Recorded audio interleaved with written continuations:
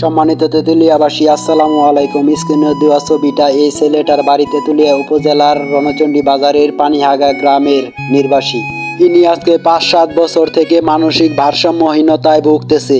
Inner পাশে দাঁড়ানোর মতো সাহসী মানুষ কি তেঁতুলিয়া থানাতে আছে কিনা আমার জানা নেই। যদি কোনো সৎ হৃদয়বান ব্যক্তি থেকে থাকেন তাহলে আসুন আমরা এই মানসিক ভারসাম্যহীন ছেলেটার পাশে দাঁড়াই।